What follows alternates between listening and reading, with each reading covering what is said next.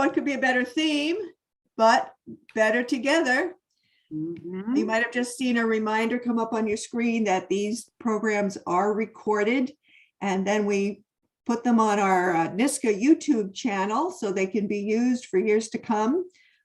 So if you're viewing it, but nobody else in your department was able to come, just know that you can share the actual program with them just by sharing the link to the recording. We'll tell you more about that later on. We have all of the resources listed at the end and how to locate them. But this is a celebratory week, and we're glad to kick it off on the Monday with a professional development program just for you. If I can advance the, there we go. So this is the third program in the Champ Camp Express programs. And Champ Camp Express is the third in a series of Champ Camps. So we're deep into the professional development now. And none of this would have been possible without the Express team, fabulous working counselors and directors out in the field who got together with me to figure out what counselors still need to know about, what do we want to put some energy into. And they are NISCA board executive members or previous executive members, because I don't know, once you get started serving your school counseling community, it's kind of hard to stop. And I'm just so grateful for the dedication of these folks who work on behalf of school counselors across New York State. So thank you, team. Just a little bit of background, and I'm not going to spend much time on this. I mentioned this is the third in a series. Champ Camp, and Champ stands for Counselors Helping Achieve Mastery program, came about to support the new regulation passed in May 2017 to help counselors get up to date on the Asca National Model, which itself was updated to the 4th edition. It's funded through the Bill and Melinda Gates Foundation. We record everything and have all of the materials available to all New York State school counselors, not just NISCA members. That's one of the conditions of the grant, but it's designed to support full implementation of the regulation. So these programs are designed to help you do what you are required to do. And although it's open to all counselors in New York State, we do ask you to consider membership in NISCA if you're not, because that is what helps make these kinds of programs possible, supporting the board activities, supporting advocacy for you at the state level and at the local regional level. Handouts that we refer to today are available on the NISCA website, nisca.org, on the Champ Camp page. We'll share links throughout as needed, and we encourage you to ask questions and give us feedback. This is a participatory program, although sit back and listen a bit, but we want you to chime in and add your comments. Your stories are especially important because we want these programs to be practical and really bring to you what other counselors are doing, how they're implementing these aspects of the program.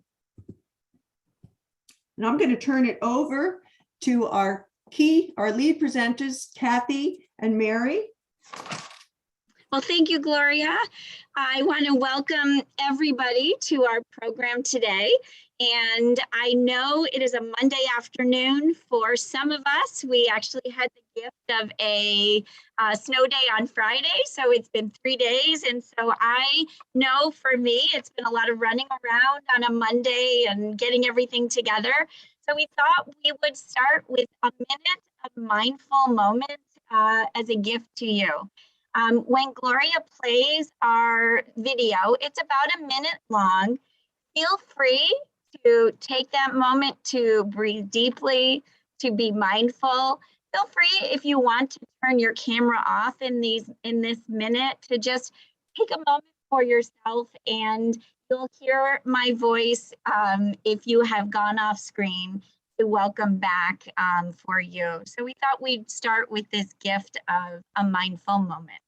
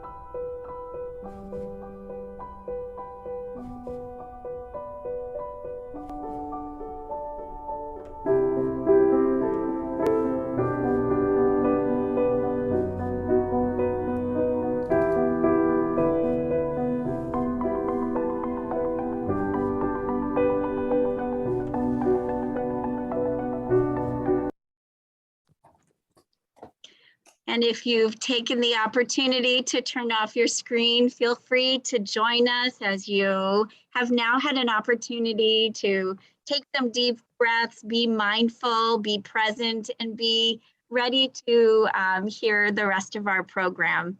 I also wanted to share, many of you may know, but the act of smiling also puts a new mindset and mind shift in order to be a positive moment. And a strategy quick tip that you can pass on is if you feel you might need help with that, the act of actually putting a pencil in your mouth actually helps those smiling muscles and helps us to feel better. So if you feel in a moment that you need to go back to those mindful moments, is a great way to practice being mindful. It's something I think as we were talking as a group, if you now hear put a pencil in it, you know that it means we are now looking to be mindful. So thank you everybody for that mindful moment. I just wanted to share a little bit about myself as we get going. I have been a school counselor for, again, as I share, we cannot do math. I know we can do math, but please don't. I've been in the profession about 24 years. I've been an elementary school counselor as well as a middle school counselor from a rural district, a very small district to a very large suburban district. I have had the honor of being on the NISCA board and as a elementary vice president and also as a regional governor. So it's my pleasure and honor to be here and presenting with you today. Hi, everyone. I'm Mary Banaszak. I'm the regional governor for Region 8 in Western New York in the Finger Lakes region. And I am so excited to have had the opportunity to work with Kathy on this presentation and to be part of this Champ Camp team. I have been a school counselor here at Victor for 32 years, and I was a special education teacher prior to becoming a school counselor for 8 years. So this is my 40th year in education, and I have really enjoyed being a member of the board because I feel like I continue to learn and grow in our profession and have had the opportunity to learn so much through this experience. So I'm excited to be able to share with you what we have learned and what you might benefit from to bring back to your own districts and your own profession.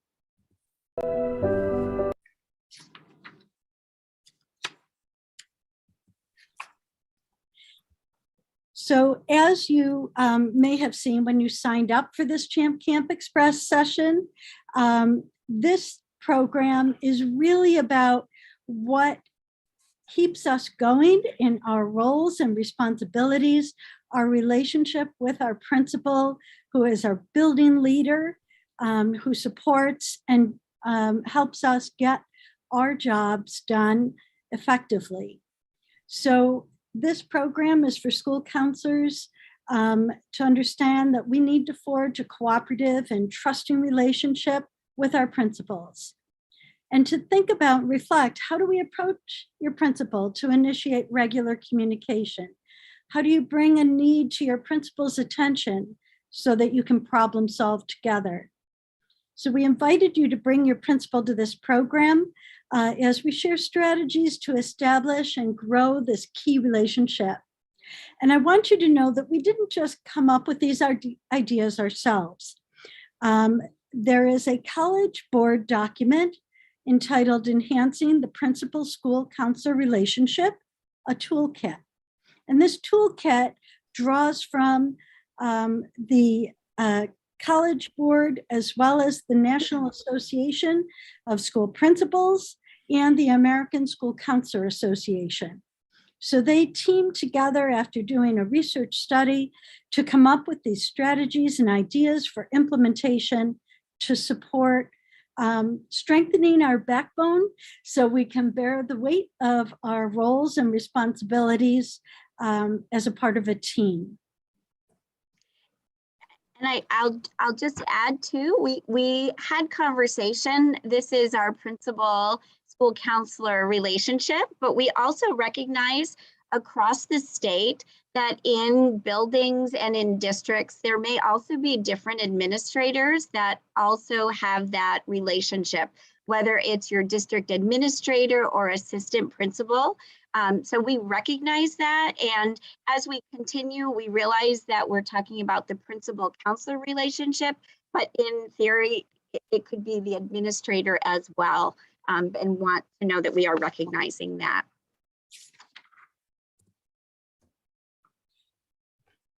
So as you look at the foundation of this relationship, the flow chart shows where we begin. And we begin with an understanding of each of our roles, our purpose, our vision, and our mission for our school and our school district. And then in order to move forward, we really have to develop effective communication, skills, strategies, processes, and procedures. We need to cultivate trust and respect and learn how to collaboratively problem solve. And we love this quote that all that we are doing, how we lead, how we operate, how we inspire, is really in service to equity for all of our students, their families, and their dreams. So as we look to that, we realize that these are the foundation for our relationships, but they're also the foundation for our work and our effectiveness in meeting the goals that all of our students can be successful in achieving their goals. So we thought at this time, after listening to the introduction and reflecting on what was shared, if you could think about where are you in your relationship with the school counselor and your principal, where are you in this flow chart? Are you at number 1, understanding your roles, purpose, vision, and mission? Or are you at a different place in this flow chart? And we thought we would take a poll to find out where our members are feeling. So, So the directions are at the top of the screen.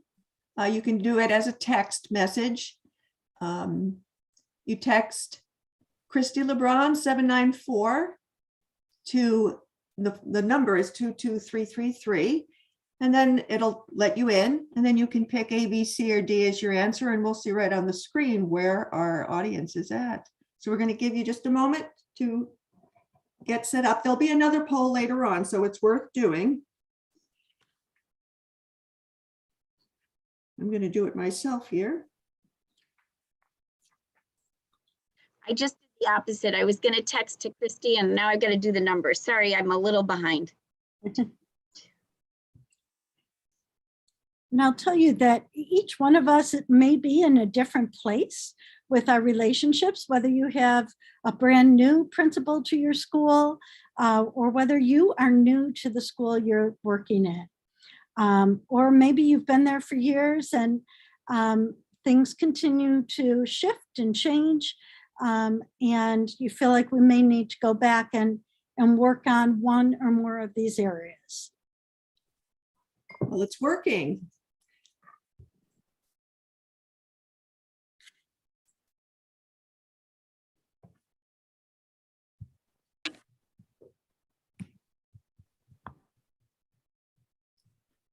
So it looks like so far, nearly half are at the starting part. It's number 1. But it's growing at the other end. I think it's interesting that we're seeing a higher number in understanding our roles and purpose and vision and mission, considering our roles have been changing recently, right? With the Absolutely. New regulations.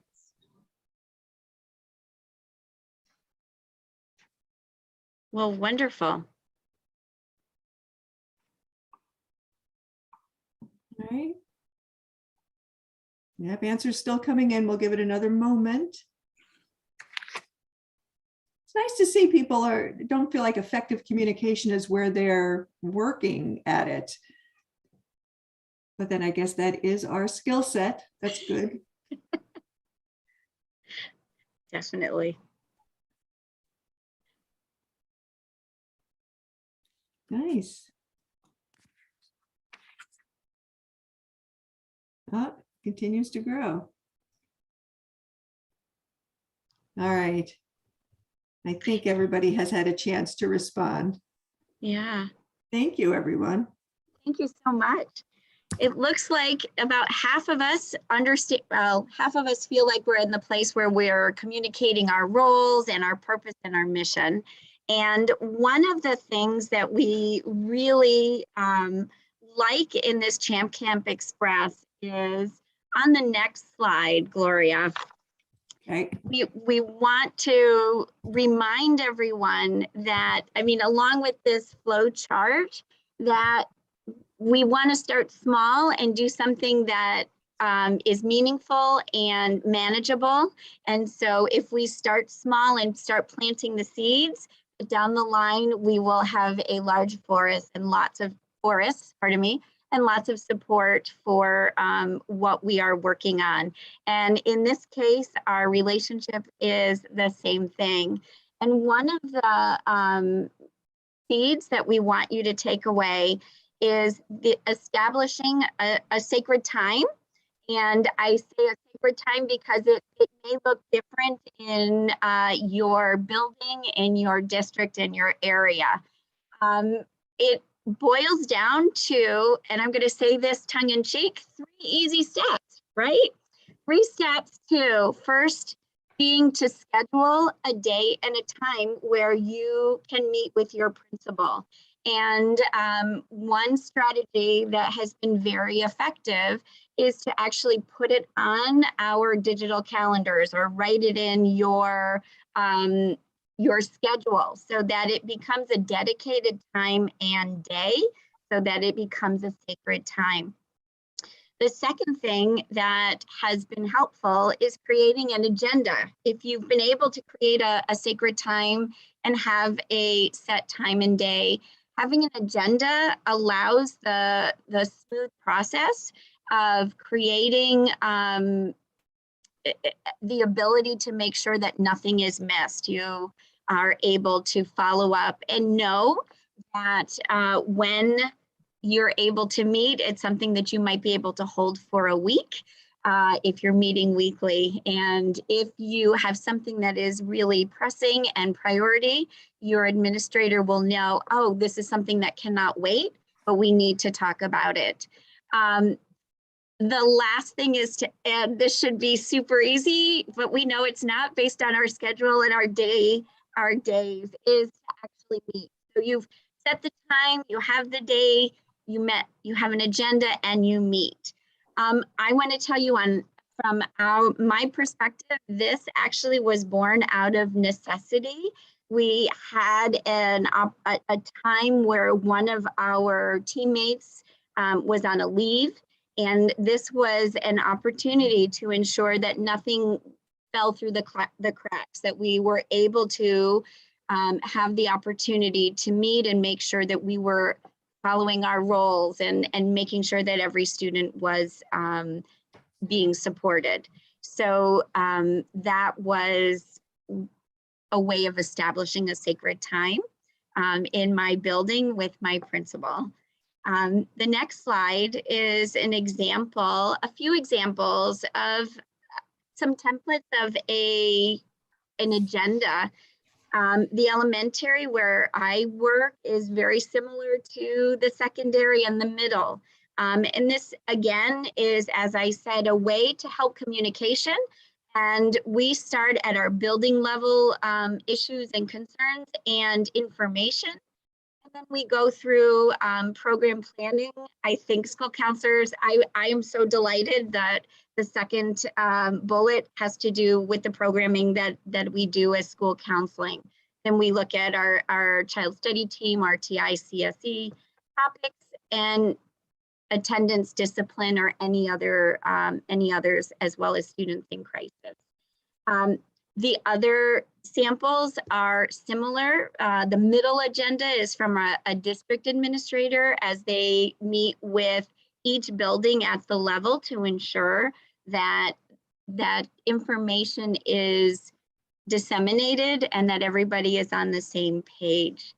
The secondary example shows very, very similar to the elementary one, just to ensure that everything is there and can be communicated.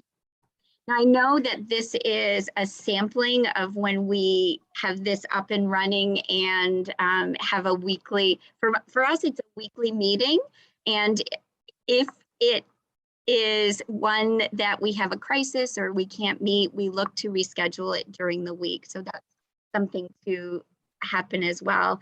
But I know other school counselors may have different ways of communicating and having sacred time, and wondered if this might be an opportunity to hear from other school counselors or principals or administrators about how their sacred time has worked and what they find has been helpful.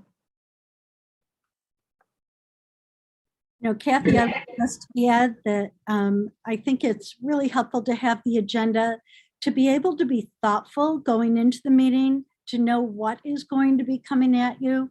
For our principals who are so busy, have so much on their plate, to give them an opportunity to view the agenda and add to it things that are on their mind for us. It makes it a much more meaningful meeting and productive meeting when we know what's coming and what we're going to be discussing. So it helps us, see things through their lens, and it helps them see things through our lens. So for us, it's been really helpful.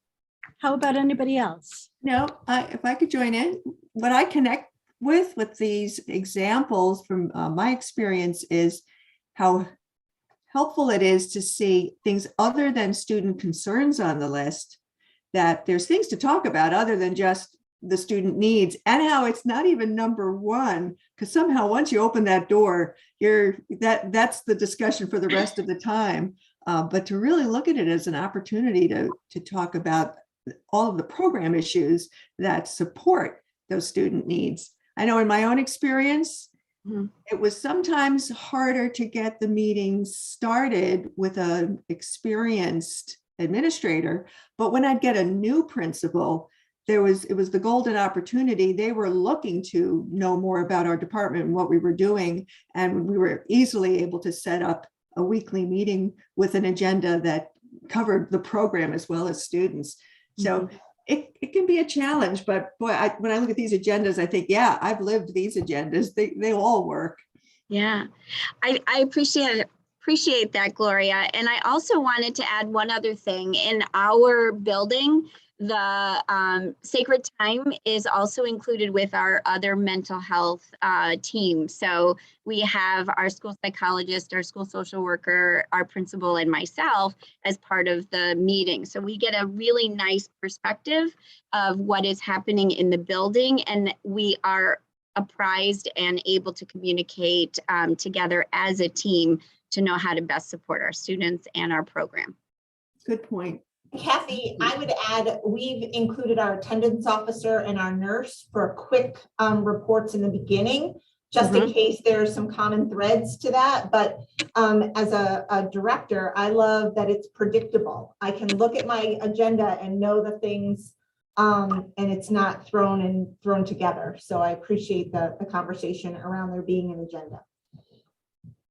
And thank you so much. I guess if I can just chime in, I have to say that I grab my principal wherever I can grab him. And anyone who's been around and knows how I operate and has joined our workshops in the past, I'm ready with an elevator pitch. And sometimes agendas are very important when you want to involve other team members, but sometimes initiatives don't have a lot of time. And sometimes conversations need to happen and appointments need to be made, and sacred time needs to be, I only have 15 minutes tomorrow morning and we don't have time for this whole agenda. You need to make sure that you are ready with what the expectations of your principal are. So what's your goal? How much does it cost? Is it in the best interest of kids? And that's definitely my principal's approach. when I want to start an initiative. So I just want to share that it's going to vary. We know from principal to principal, from administrator to administrator, and from topic and subject and need. Sometimes we don't need to talk that much. It's just very, very clear. This is what I need. This is how I can do it. And, can I please have the money, or can I please have the permission, or something that simple. But all of it is sacred time, because you want to make sure that it's documented somewhere and that the conversations are happening, so that way you can get the approval that you need, or whatever it is that you're trying to get from your principal. Thank you so much for sharing that, Christy and Kristen. Those were really, and Gloria, great points. Yeah. Ready? All right. Well, those ongoing meetings, it sounds like, are generated out of necessity. There's things we need to communicate. There's, programs we want to develop. But another kind of meeting is the annual administrator conference. And this comes from the Asca model. And I have found around the state, it's not done as much in New York.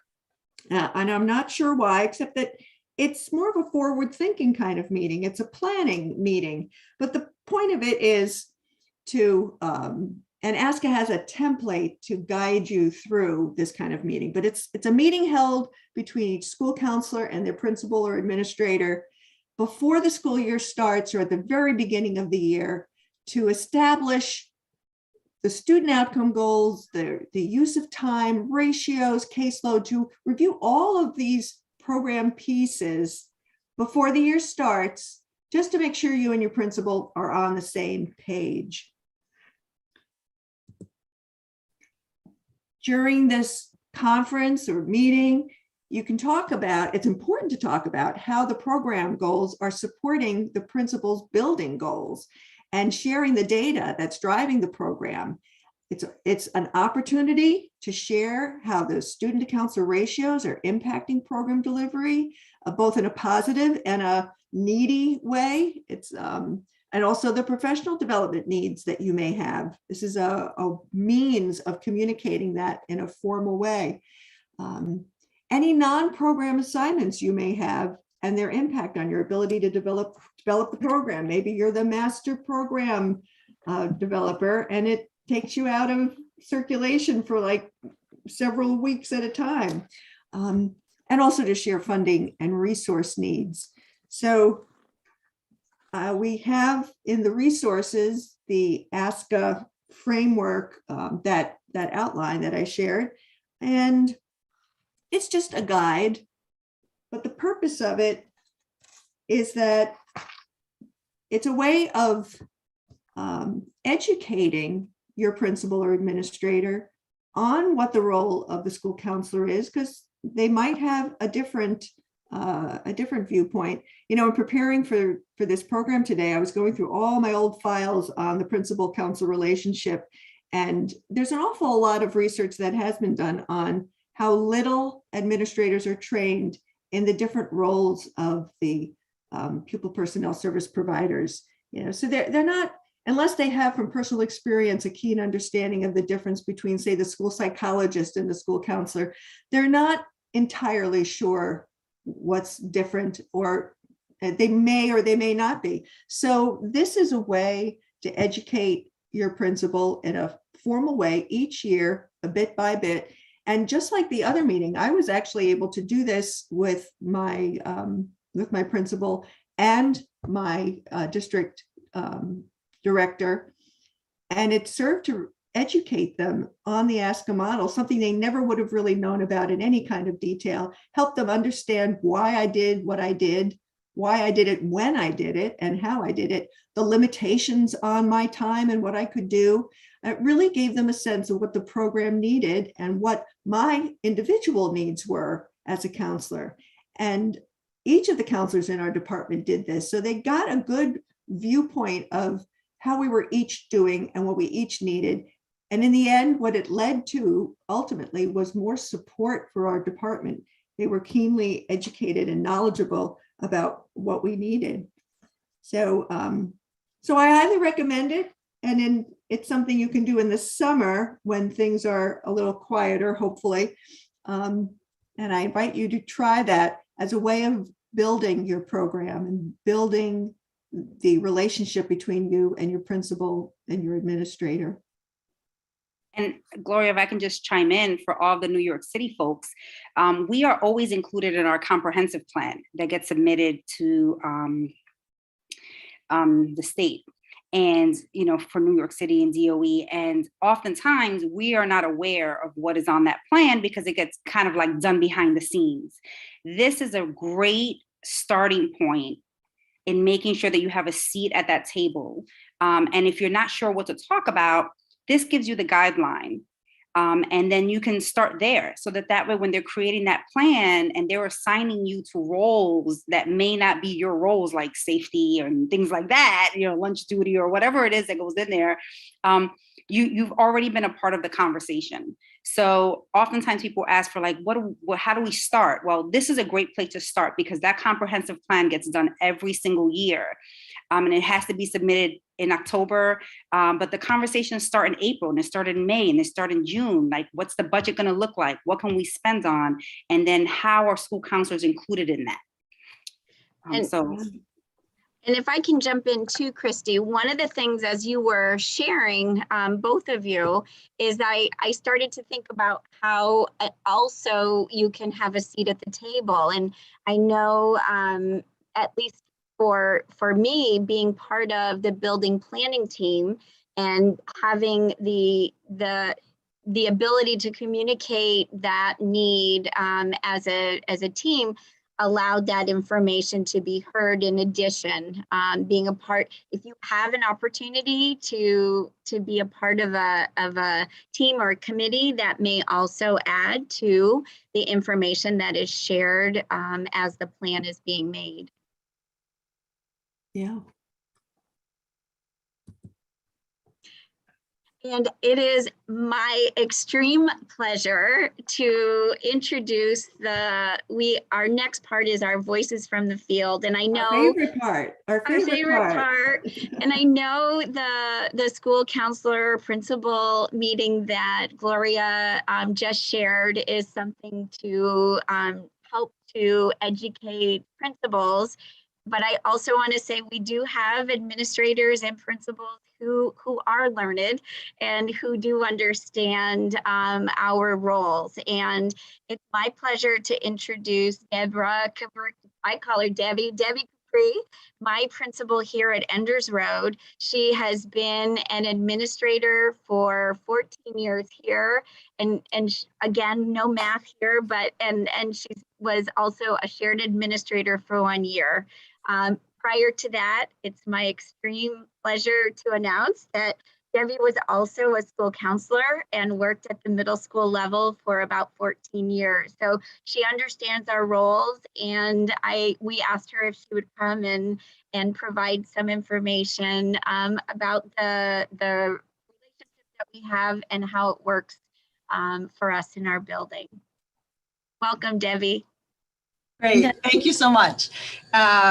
Yes, no math here when we were trying to figure out the years of experience in different places. But as Kathy said, my heart, I think, is always as a school counselor. I'm about at that point where I'm half my career has been a school counselor, half administrator. And I very much value and appreciate those roots. And thank you to all of you for everything that you do every day. I'm so excited to be a part of this conversation because I think it's such an important one. And I was trying to think for myself, what are the ways that I see as a principal it's important to support that school counselor and that program? And this has been talked about, but the importance of that, just having that clarity of role and purpose, and then also protecting, I think, that role and purpose. And obviously a big part of what I do may be discipline. And although we may share students, it is certainly never a counselor's job to deal with discipline. And so I think, that's just something being mindful of. How do we have our counselor support these students who need some growth and development with social emotional learning and different pieces like that, but making sure that line is always there of what is the administrator's role and what is the counselor's, and making sure we're problem solving together without having that line get blurred. I think one way we look at it in our building is relating it somewhat to RTI, since we're at the elementary level.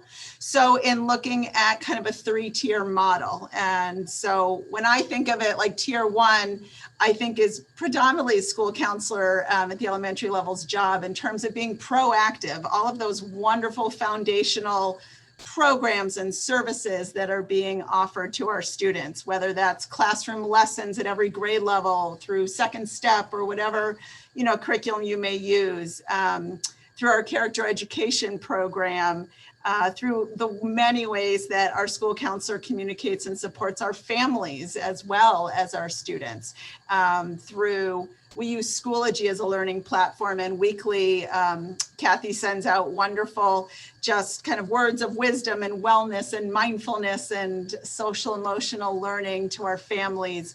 To me, those are those pieces that are sacred, and that's what's really supporting all of our students here at school. And that's that kind of tier 1 level I think of. And then when I think beyond that, of that tier 2, that maybe there's about 15% of our students that benefit from those great small groups that our counselor runs, and the importance of that. I think the tricky part, and this year has been probably the hardest for many of us, or maybe last year, but this year, is that tier 3, those students in crisis. And we are very fortunate. We do have a school psychologist on hand. We also do have a school social worker, and in trying to just use that whole team to support our students, but making sure that everyone's place is respected and their role is respected in that. So those meetings Kathy spoke of weekly have been so valuable because there's a lot going on. There's a lot of students to support, and we want to make sure that we are not just focusing on that reactive piece of, this year I'd say we have about 5 or 6 students in crisis. And because our whole counseling team is fabulous, we're finding that we're spending the bulk of our time being so reactive for those students and trying to support them. And obviously we need to support those students. I need to make sure that I am not allowing us to lose sight of the value of that tier 1 and tier 2 support of our counselor. So, when I hear that one of our counselors is spending 2 hours a day supporting a student in crisis, that's an alarm going off in my head that, we have 525 other students who need that wonderful tier 1 proactive support, and they're not getting it if our counselor is being stretched so thin. So that model has just been really helpful for our school in terms of, thinking it's more the school social worker or the psychologist or whomever you have on staff that really primarily should be supporting those students in crisis, if you have the staff to look at it that way, and for our school counselor to do all that wonderful kind of tier 1 and some of that tier 2 work.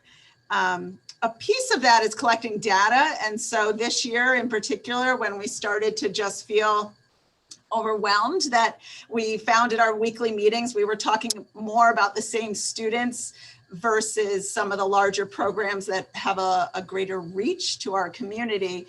I asked our school counselor and psychologist and social worker to put together some data, and found it alarming to see just the amount of time that was being spent on just a few students, how many classroom lessons were being canceled because our school counselor was being called to a crisis. And so, she has an opportunity to go into a class and touch the lives of 25 kids. And when that's canceled over and over again to support 1 or 2 students, that's where I felt as a principal, like this is not working for our whole school body. I need to look at what's best for everybody. So gathering that data, bringing that to our district administration and asking for more supports that, we are in a place where we're focusing on 6 students and 525 students are losing out on some of those wonderful supports that they all need.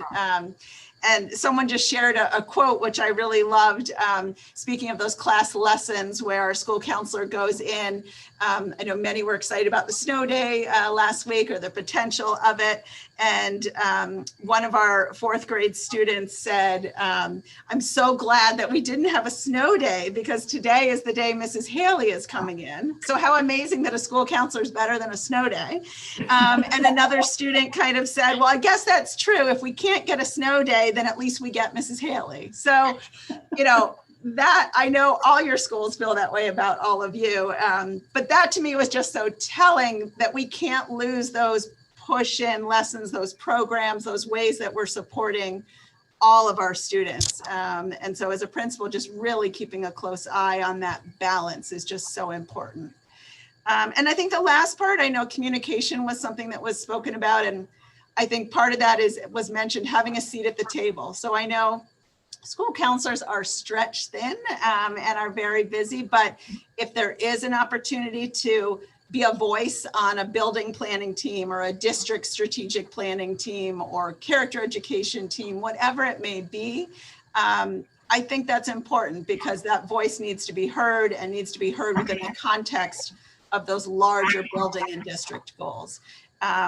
So those are just some of the ways that, you know, I try to make sure that we are working as a team and that I'm trying to support our counseling program as much as possible. I think just really understanding what that role is, having a structure like a tiered approach that helps me as a principal know this is where the school counselor is supposed to be working and this is where these, you know, a social worker is or school psychologist. And there's always going to be crossover because we work as a team.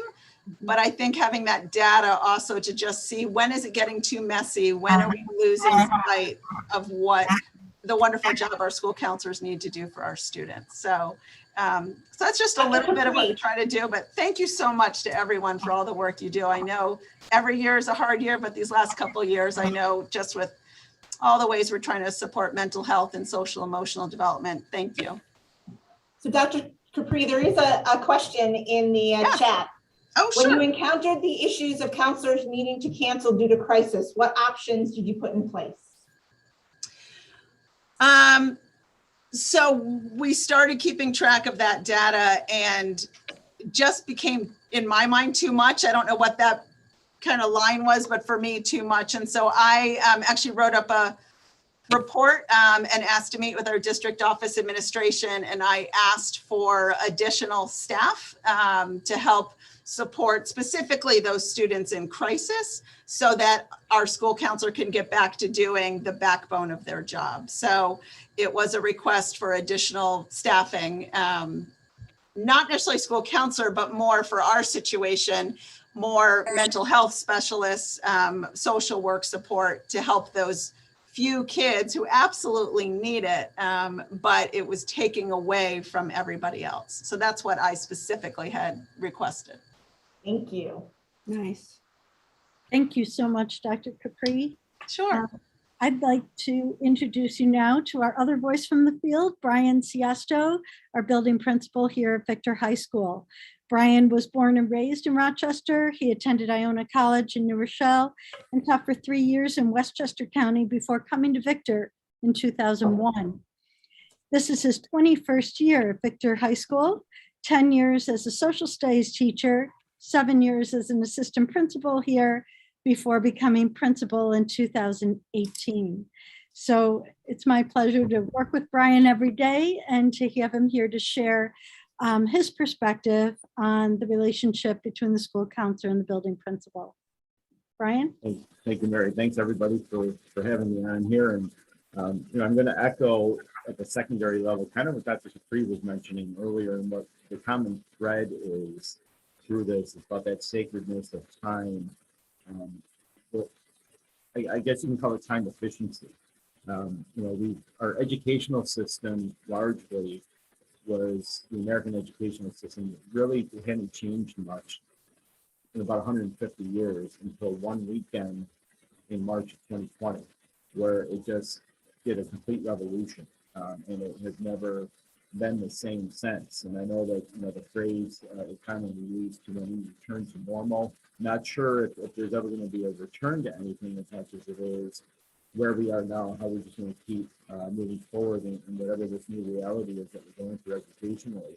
And I would actually argue that when you look at school systems, I think across the country, we know that teaching and learning has changed, but what I think may have changed even more radically is the role that our counselors and our PTS providers, how that has changed. One of the advantages that I've had being at Victor for as long as I have, first as a teacher and then as administrator for the last 11 years, is seeing the importance of that data and data collection. We really try to make a point to have data collection around tier 1, tier 2, tier 3 needs. That has really come to fruition, especially since the advent of COVID, where pretty much everyone at some point in time was doing some sort of a remote learning model. We had to figure out how that worked, justify how we're marking students, trying to return full or hybrid. That was a huge daunting task, and the only way we were able to do that, and I'm going to probably speak for almost every school, is that partnership between the administrators and the counselors. We have sacred time for our meetings every week in our school at Victor High School, and we're located in Ontario County, which is the western part of New York State. Our school, the Victor High School, has about 1,400 students, so we're considered a fairly large school in the area where we reside in New York. And over time, the role of the counselor has changed in my time here. And I think the important thing for counselors is to make sure, and this has been mentioned before, to delineate and to communicate what your role is and what it isn't. Very often, I think, especially with people who may not know what that delineation is, counselors can kind of get lumped in with school psychs, with social workers, and they're just kind of seen as one entity. And as a result, it almost turns into, I don't want to use the word dumping ground, but our counselors absorb quite a bit just from the pure fact that some people don't understand what those different roles and responsibilities are. So we've made it a point over the last 5 to 10 years to make sure that we have strong teams in place, that we're not just meeting as one giant group to kind of list out all the problems or all the issues that we're going through at the school. I love that one slide where you have the sample agendas at the different building levels, because that's truly how we operate. Depending on what the size of your school is, your smaller teams may look different than other bigger schools. But I think the important thing is to make sure that in order to respect the time and to use it most effectively, that you stay fluid in how you approach teaming. This past summer, our administrators worked with our counselors to create some smaller teams to look at different things, whether it was by alphabet split. We have a college and career center team. We have a team that focuses on trauma, illness, grief. We have a team that looks at when we have to do a threat assessment on a student.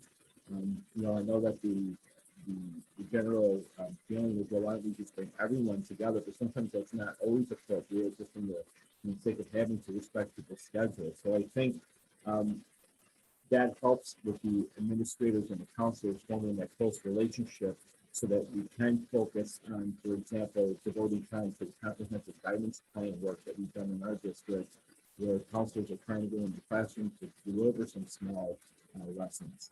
We're trying to make sure that we're thoughtful around things like CSEs and 504s, and who takes on those responsibilities. I think the biggest thing that we need to be able to do is to advocate for your counselors, because there's only so much that counselors can take on.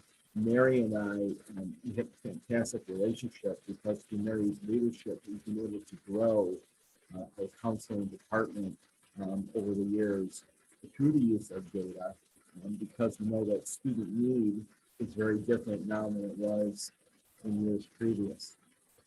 I talked to Mary a few weeks ago. I said, where do you think you are with your team? What do we need? And she said, I think right now we're actually in a good spot. And she's not just saying that out of feeling. We've got data to show that, we've got a good balance of counselors, with what the caseload is. Mary works closely with our school psychs, with our school social worker.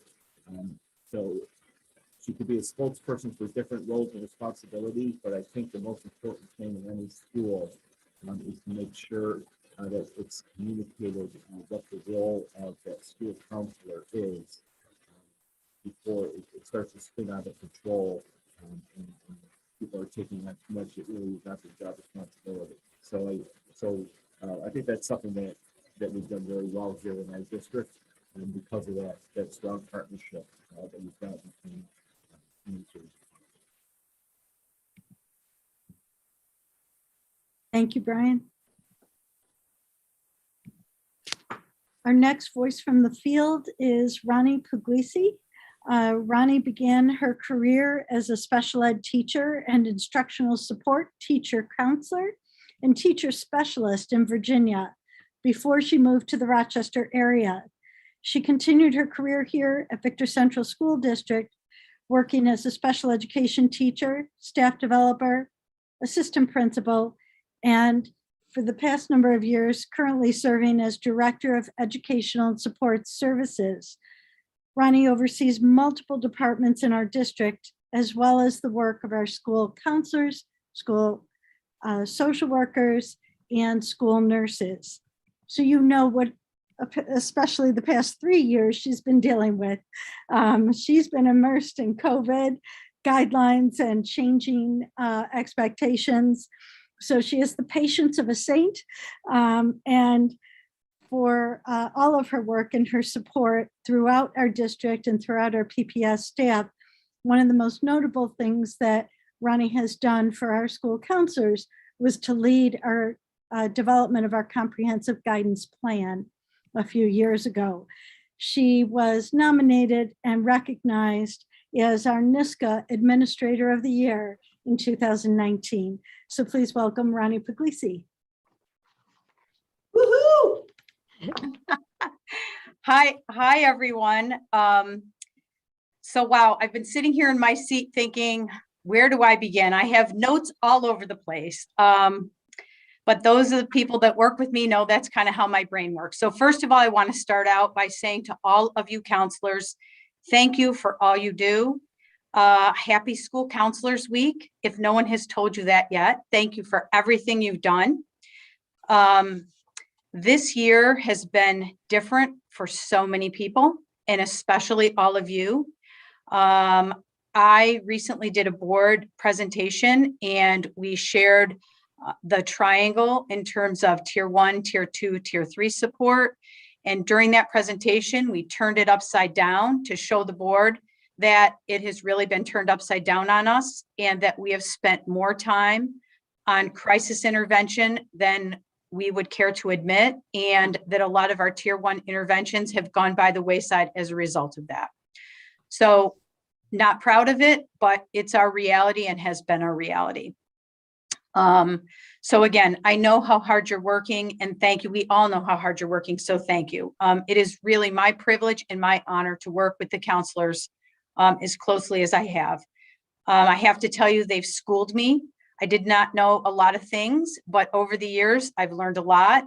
So if your administrators don't know, teach them. I start out there, teach them what they don't know. The other thing I want to say is that I started out listening as this presentation started. It was the song, It Takes Two. I heard it a lot. And then I decided I wanted to tell you it takes three. Three's company. Three's not a crowd, three's company. So from a director's perspective, we can be very helpful.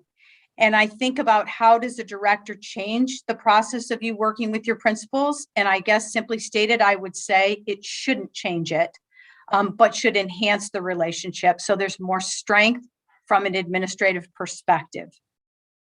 I think about it from the building, and I think at the building, the counselors, the administrators, the teachers, all the staff that directly interface with students are right there on the front lines.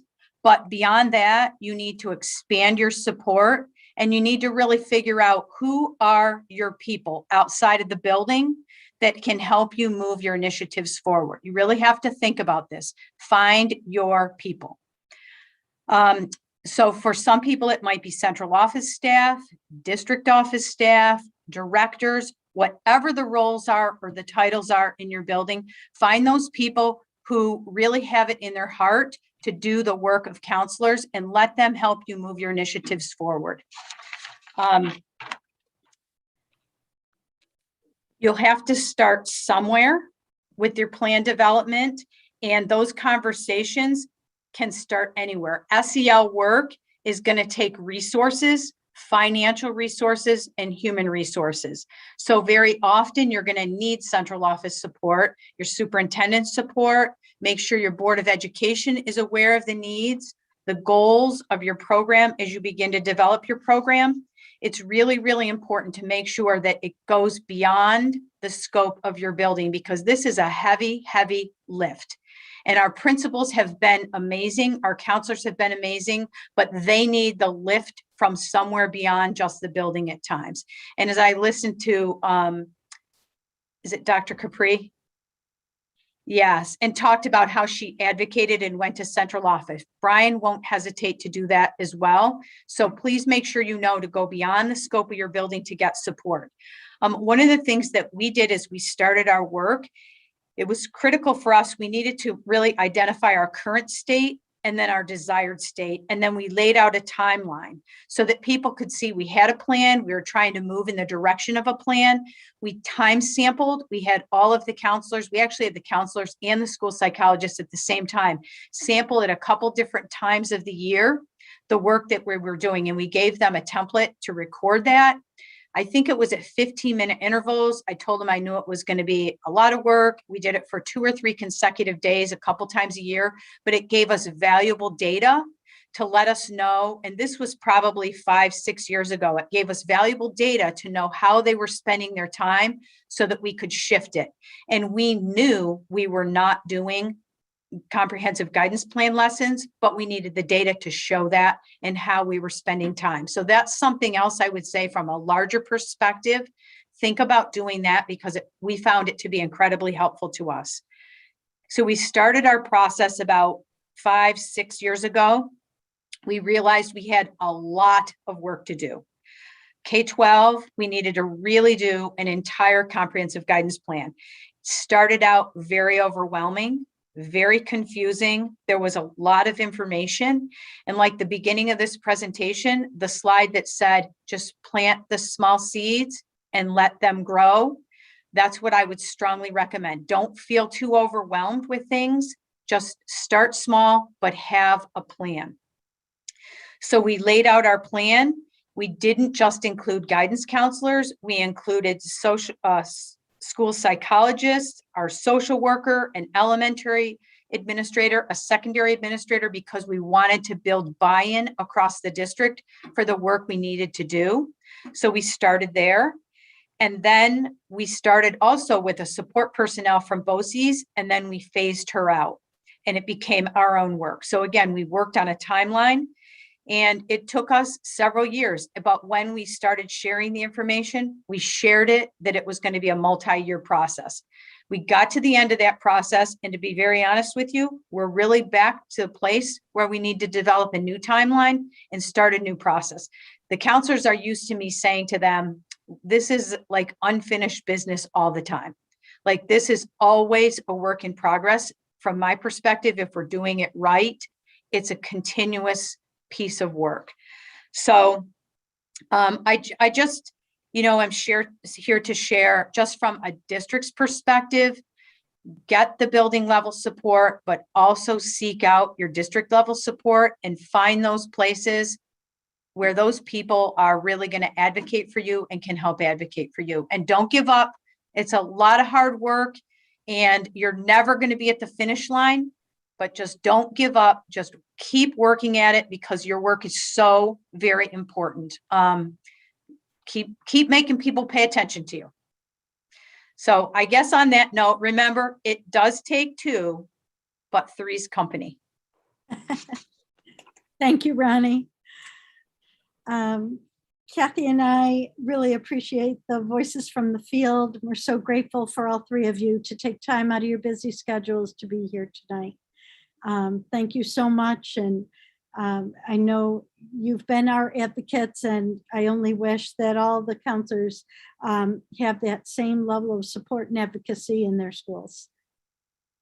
Thank you so much. It was so appreciated to hear all of your perspectives, and your advocacy for school counselors it was heard and felt loud and clearly, and your support of us is felt. And it just strikes also that the data also speaks wonders too. So thank you so much for being our advocates. Ronnie, as you can see, Kathy circled 3 for the Better Together logo on this slide. We broadened it from 2 to 3 for you. Exactly. Thunder? Go ahead, Gloria. I was going to Okay. say we are so excited to have heard and heard from our voices from our field and offered their perspective. We also are very cognizant of the time. So we wanted to share that our next slides had some specific strategies that you may want to use moving forward as you continue with those segments of your relationship building. Know that they are found in the document that is in the resource at the end. And so if you have any questions about that, we are here, you can certainly ask. But we also wanted to, or at least I believe I'm sharing for all of us, we wanted to end with what has inspired you from this presentation, this program, what you've heard, and what will help you to move forward. And if you do want to stay, I know I can stay on for a few minutes. If you have any feedback or questions that you also would like to put in our chat, we're happy to answer that as well. And I know if you wanted to text what has this inspired you to do, we can also see what that will do, because I know Gloria, stay positive. Yes, love it. Knowing that wonderful to see. So in the chat, I'm seeing it's so wonderful to see supportive administrators. I can't echo that enough. Thank you so much for being here. Knowing that the heavy tier 3 stuff and tier 1 and 2 are falling by the wayside is something that we all share. Absolutely. This has been a particularly challenging year, and knowing that we are not alone in that has been really helpful, and know that you can take away from this that we're all in this together. Plan, support, stay organized. Building trust is important. This is so inspirational to see what you have taken about.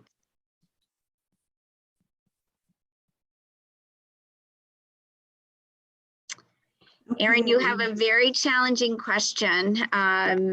Difficulty advocating for your role and job, and wondering if anyone has advice or guidance to support that, to problem solve in a proactive way. I am going to say that one of the things in the toolkit that, if you choose to look at it, has some reflective assessments, things that may help you to communicate differently or in a different way. And I think I'm also stuck on the role and job that, you know, I think Asca and NISCA have a way of sharing what our roles and our job is, and that may be helpful. Hearing our administrators also share about that as well. And I would add, regarding our roles, if you look at the Asca website, there are the roles and responsibilities for each level. It's helpful to share that with your administrator during your time together, or even during your observation, your pre-observation and post-observation. Yes, this is a good time for advertising for our other Champ Camp programs. Even if you just look through our YouTube page, you'll see we had a program on the role of the school counselor. We've had programs on the tiered 1, 2, 3 system. So if that was something you were wanting more information on, there's a lot of resources through Champ Camp, through the 3 different versions of it. And it's all on our YouTube channel and on the website. So please continue to make your comments. I'm just going to share a few more pieces.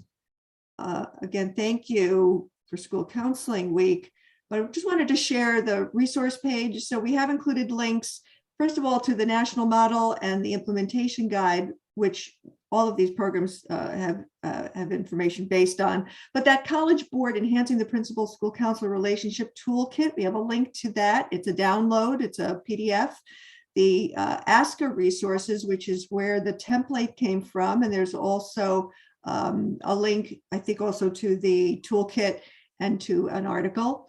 And then there's the link to the Champ Camp website, where we have all of the materials from previous Champ Camps. And also, if you browse around the NISCA website, you'll find other interesting things and hear what the board is doing, what our advocacy efforts are, and so on. And we have to remind you what our next program is, because it's just a month away. Navigating ethical standards in the new climate. This is going to be a very important one. We hope you'll come back on March 28th.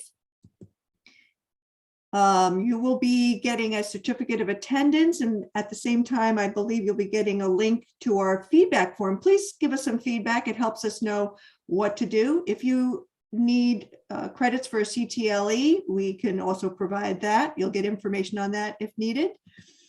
We want to thank our professional development committee from NISCA that helped approve us and make us possible. And then finally, here are some upcoming programs for NISCA. There's one tomorrow on the psychological effects of COVID-19 trauma on children. And we have an elementary program, an SEL program, and then of course there's our Navigating Ethical Standards reminder. And as always, here's links to the website. Bob Rotunda has been our Zoom facilitator. I want to thank him. Bob, are there any additional announcements or anything you'd like to add as we wrap up? Just as you probably, somebody already said, this is National School Council Week, so celebrate yourselves. And we're having a 50% off membership discount, which a whole bunch of people have used today, for new memberships and renewals during National School Council Week. If you choose to use that, you'll get 50% off. Yeah, there's a lot going on with PD over the next couple of weeks, and we have over 500 people signed up for the one tomorrow evening. Psychological impact. Fabulous. Yeah. Bob, can we renew 2 times? Sure. Get 2 years for the price of 1? Sure. Let's do it. You could do it 7 times. I know some people like a coupon. I love a coupon. I love a 50% off coupon.